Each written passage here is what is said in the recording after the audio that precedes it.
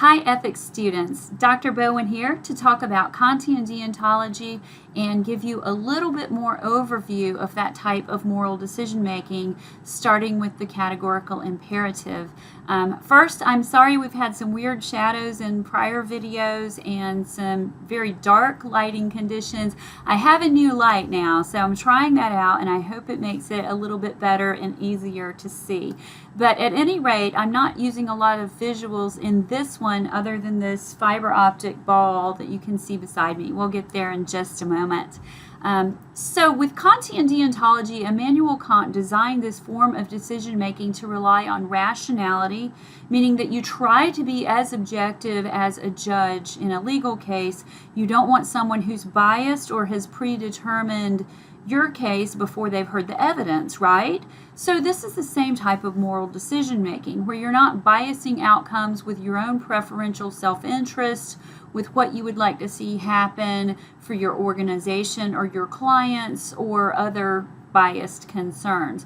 You're really weighing the decisions that you make based on merit and merit alone. So that's why we started by studying with critical thinking. You can see now how the ability to use critical analyses pairs very well with any rationalist or analytical philosophy, which this is.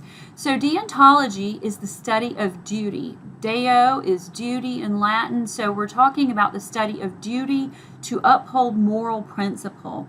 In this philosophy, Immanuel Kant says that we are all equal under the moral law, therefore we're all equally obligated to obey that moral law. All rational decision makers fall within that paradigm because we have the ability to reason. So you don't have to be very well educated, you don't have to be affluent or part of the aristocracy or even someone who's very learned to engage in deontological decision making. You merely have to be a rational person who can think through the principles underlying moral decisions.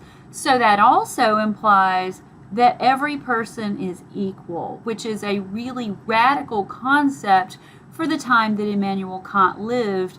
And if you remember, that was 1724 to 1804. So he was challenging the prevailing aristocracy and the power of the church at the time, but he was doing so in a way that said everyone's equal because we're all able to make ethical and moral decisions based on reason alone. So let's look at form 1 of the categorical imperative. That's the universal duty form. The universal duty form of the CI says that we are all able to be equal in a universal realm, obligated to do the same thing that anyone else is about to do or that we are about to impose on anyone else. So you have some reversibility, but you also have universality in that it extends to those outside of the current decision-making framework and even outside of our world. If we were to have a colony on Mars, the same decisions would be ethical on Mars that are ethical on Earth, and so on.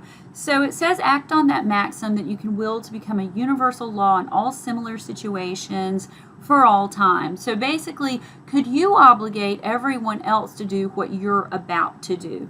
So the option that you're thinking about if it's ethical or not, would everyone else facing a similar situation also say that thing is ethical? For all time and in all places. So it takes you out of a temporal context, a socio-cultural context, and it gives you the universal idea that if something is ethical, it should be ethical all the time. So that's form 1. Form 2 of the categorical imperative asks that you treat humanity always as an end in and of itself rather than as a means to an end. So this is the dignity and respect form for all involved persons. Anyone who may be touched by a decision, you have to have dignity and respect and consider how that decision will be viewed by that person. This does not mean that you have to accommodate or acquiesce. It means you have to rationally consider. So please note that that's a very fine point, but it becomes really important, especially when we're talking about Bayesian decision-making or game theory. You do not have to accommodate, you have to rationally consider the merits of the perspective. So this is where I bring in my fiber optic ball. This is a wonderful way to illustrate the second form of the categorical imperative.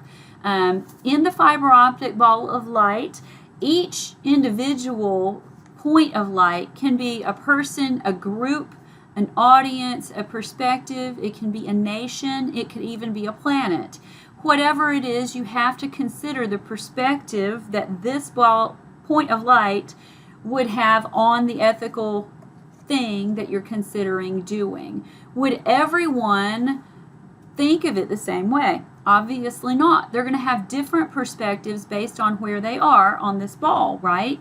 But you want to make sure that you've rationally and thoroughly considered each of these points of light or each of these multiplicity of perspectives. So that's the dignity and respect form of the categorical imperative, that you're treating people as an end in themselves that is valuable and important because it has a rational perspective. You must consider it.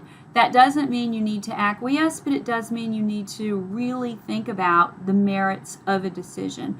So that's my visual with the fiber optic ball. I hope it helps you remember a little bit about the multiplicity of perspectives that you need to consider in your ethical decisions. And this is looking at their values and beliefs and what they consider the moral principle underlying the decision.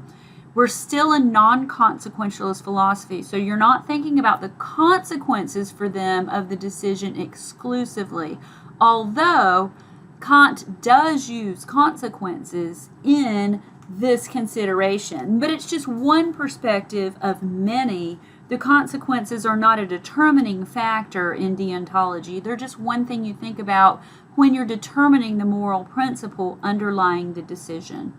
So I hope that helps you understand Form 1 and Form 2 of the categorical imperative.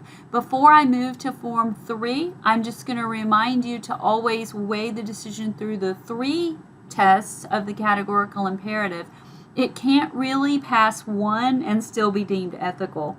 It can't really pass 2 and still be deemed ethical. It has to pass all 3 forms of the categorical imperative before the decision is truly morally worthy.